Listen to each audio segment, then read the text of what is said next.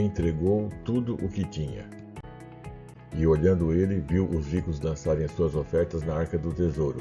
E viu também uma pobre viúva lançar ali 2 pequenas moedas, e disse: Em verdade vos digo que dançou mais do que todos esta pobre viúva, porque todos aqueles deitaram para as ofertas de Deus do que lhe sobeja, mas esta, da sua pobreza, deitou todo o sustento que tinha. Lucas 21, versículos de 1 a 4. Uma das coisas que os judeus aprenderam desde o início de sua história foi sobre dizimar e ofertar na casa do Senhor. Tem gente que fala hoje que o dízimo é coisa do Velho Testamento, mas o Novo Testamento fala tanto do dízimo como das ofertas.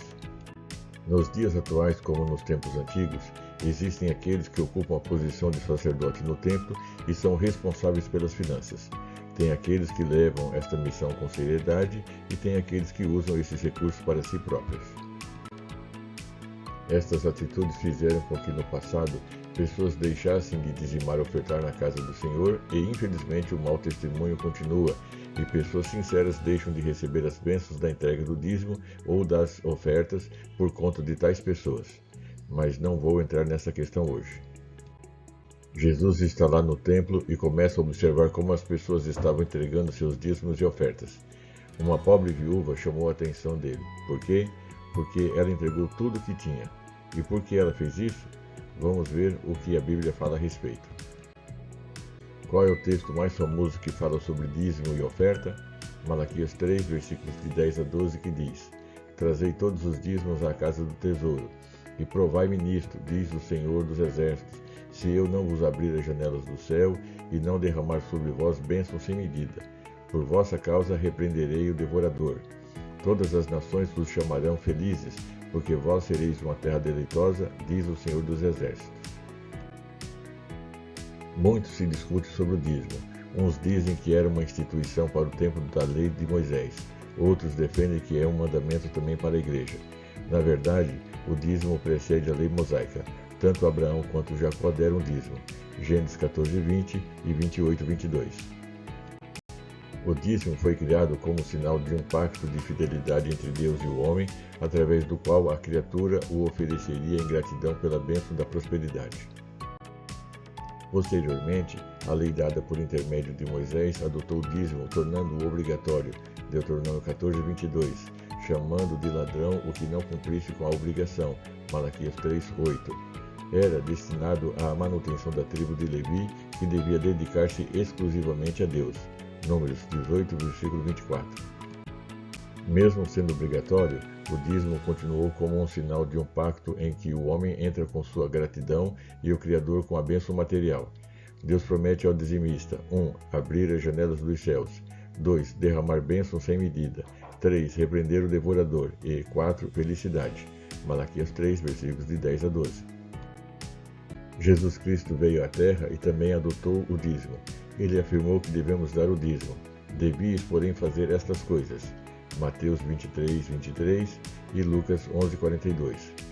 Porém, agora não mais damos o dízimo para os levitas, da lei de Moisés. Voltamos a dar o dízimo de Abraão por fé e não mais como imposto. Duas coisas podem nos levar a não dizimar: a falta de fé e a avareza. O primeiro motivo se dá quando o cristão não crê na promessa do dízimo, ou, mesmo crendo, não confia em Deus a ponto de cumpri-la, pensando que lhe irá faltar se dizimar. Nesse caso, passa a ser, paradoxalmente, um crente incrédulo, e sem fé é impossível agradar a Deus. Esse crente deixará de usufruir a promessa do dízimo. O segundo motivo se dá quando, mesmo tendo dinheiro suficiente para dizimar, o desejo de gastar com outras coisas ou de simplesmente guardar o dinheiro é superior à fé para contribuir. Nesse caso, torna-se um crente preso pela avareza, que é idolatria, Colossenses 3:5. A idolatria é abominação contra Deus e, assim como a avareza, é obra da carne, Colossenses 3:2 e Gálatas 5:20. Convém lembrar que os que praticam as obras da carne não herdarão o reino de Deus, Gálatas 5:21. Assim, aquele que dizima com fé e alegria tem a promessa de bênção financeira e felicidade. Ao avarento ou incrédulo que não dizima, resta a maldição de uma vida sem usufruir as promessas de Deus, Malaquias 3:9. O Senhor não nos obriga a nada, cabe a nós optarmos por aquilo que acharmos mais interessante. Olhando o assunto desse ponto de vista, vemos uma pobre viúva que confiava que Deus cuidaria dela e a supriria em todas as suas necessidades. Este é o tipo de fé que agrada a Deus, vai além do dinheiro. Muitas pessoas foram curadas por Jesus por exercer esse tipo de fé. Muitas vezes nos prendemos ao que se chama de doutrina. Tem gente que aceita a doutrina X, mas não a Y. Tem quem pratica fielmente a doutrina Z, mas quebra completamente a doutrina A. Tem gente que aceita a igreja N porque tem doutrina e rejeita a igreja M porque não tem doutrina. Tudo isso é coisa do homem e por causa disso ou daquilo, muitos estão perdidos pelo caminho. Quando a pessoa olha para o homem e não para Deus, corre o risco de verdadeiramente se perder, mesmo estando dentro de um templo ou fazendo parte de uma determinada igreja. A fé vai além dessas coisas e foi isso o que Jesus viu naquela pobre viúva. Meu irmão e minha irmã, vamos olhar para Jesus e praticar tudo aquilo que Ele tem nos ensinado? Vamos descobrir como viver uma vida de fé e assim sermos notados por Ele? Aquele elogio de Jesus repercutiu através dos séculos e jamais aquela mulher será esquecida. Que hoje seja um dia muito especial no nosso relacionamento com Jesus. Amém?